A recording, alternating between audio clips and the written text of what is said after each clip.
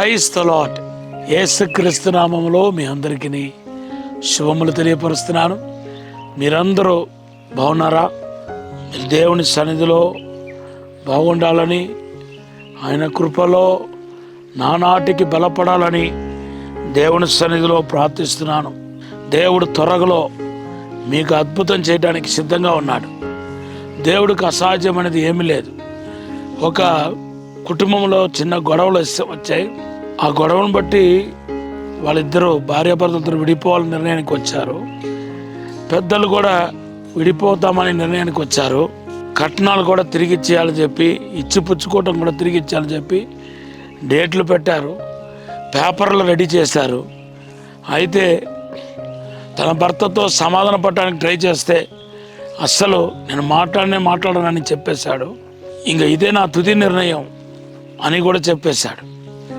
అప్పుడు డిప్రెషన్కి వెళ్ళిన నా బిడ్డ నా దగ్గరకు వచ్చింది. యేసు నామములో ప్రార్థన చేసినప్పుడు దేవుడు అద్భుతంగా ప్రవచన రూపంలో మాట్లాడాడు. ఆమె జీవితాన్ని జిగిరించబోతున్నట్టుగా, మరలా మీ కుటుంబం కట్టపడుతున్నట్టుగా దేవుడు చెప్పాడు. ఏ భర్త అయితే మాట్లాడనన్నాడో, నేను ప్రవచించిన తర్వాత ఆయన మనసులో దేవుడు క్రియ చేయటం వలన ఆయన ప్రేరేపణ వచ్చి తన భార్యతో మాట్లాడటం, తర్వాత వాళ్ళిద్దరు కలుసుకోవటం, కుటుంబం కట్టబడటం, ఇవన్నీ జరిగింది. తర్వాత వాళ్ళు కారు కూడా కొనుక్కున్నారు. చూడండి, ఆ మనుషుల యొక్క తలరాత్రును మార్చగల శక్తి దేవుడికి మాత్రమే ఉంది. అలాగే దావీదు యొక్క జీవితంలో మనం చూస్తే దావీదు యొక్క తలరాత్రును దేవుడు మార్చినట్టుగా మన పరిశుద్ధ గ్రంథంలో చూస్తున్నాం. అతని తండ్రి అయితే జీవితాంతం ఒక గొర్రెల కాపరి కిందనే పనికి వస్తాడని నిర్ణయించాడు. వాస్తవానికి యుద్ధ నేర్పరి ఎవరంటే, యుద్ధం వచ్చిన వాడు ఎవరంటే దావీదు. మొదటి సామెల గ్రంథం 16-18 మనం చూస్తున్నాం.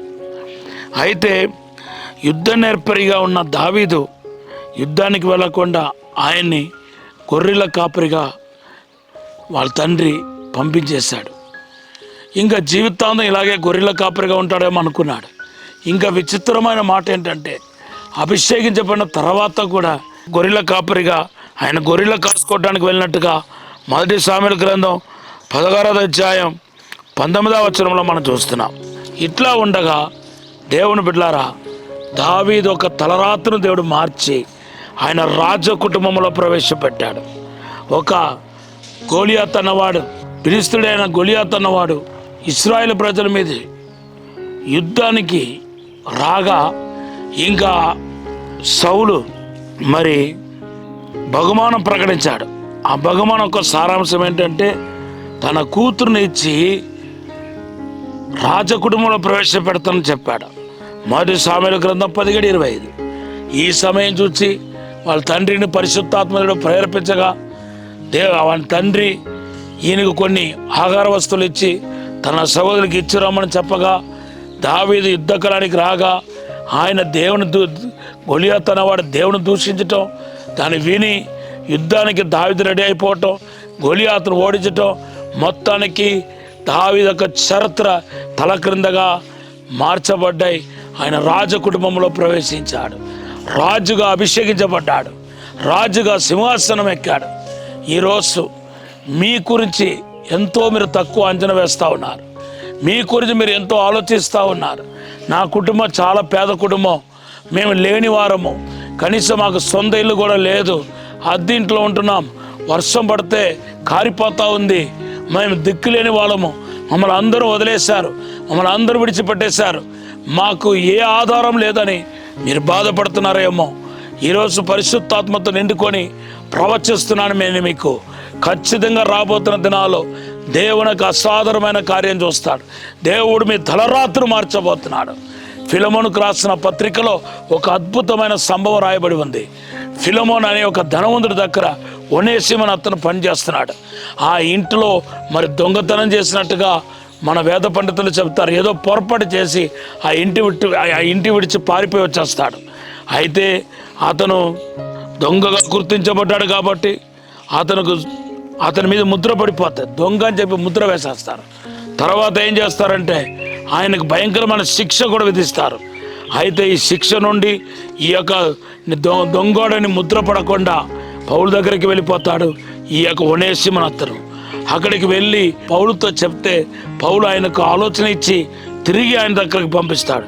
అలా పంపించినప్పుడు ఆయన చేతిలో ఒక ఉత్తరం రాసి పంపిస్తాడు. ఆ ఉత్తరం పేరే ఫిలెమోనుకు రాసిన పత్రిక. దాంట్లో ఈ పౌలు ఏమంటున్నాడు తెలుసా? ఇదిగో ఫిలెమోను అన్నవాడు మునుపు నీకును నాకును నిష్ప్రయోజనమైన వ్యక్తివి, ఇప్పుడైతే నాకు ప్రయోజనకరంగా ఉన్నాడు, నీకును ప్రయోజనకరంగా ఉంటాడు, ఆయన ఆత్మీయ కుమారుడు అయిపోయాడని దానిలో రాసి పంపిస్తాడనమాట. దేవుని బిడ్డలారా చూడండి, దొంగోడుగా ముద్ర వేయబడాల్సిన వ్యక్తి పౌలుకు ఆత్మీయ కుమారుడు అయిపోయాడు. నిష్ప్రయోజనమైన వ్యక్తి ప్రయోజనకరమైన వ్యక్తి అయిపోయాడు. ఇలాగే దేవుడు మన అందరి జీవితంలో తలరాత్రును మారుస్తాడు. ఈరోజు మీ తలరాత్రి కూడా దేవుడు మారుస్తాడు.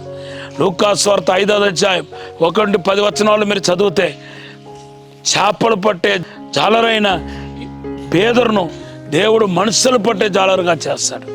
చూసారా, దేవుడు అలాగే మీ పరిస్థితి కూడా మార్చబోతున్నాడు. మీ యొక్క లైఫ్ స్టైల్ మార్చబోతున్నాడు, మీ జీవితాన్ని మార్చబోతున్నాడు, మీ కుటుంబాన్ని మార్చబోతున్నాడు. మార్పు అభిషేకం ద్వారా కలుగుతాయి. మీరు చేయాల్సింది ఏంటి తెలుసా? పరిశుద్ధాత్మతో నింపబడాలి, దేవుని ఆత్మతో నింపబడాలి, అభిషేకంతో నింపబడండి. మీరు ఖచ్చితంగా మార్పును చూస్తారు.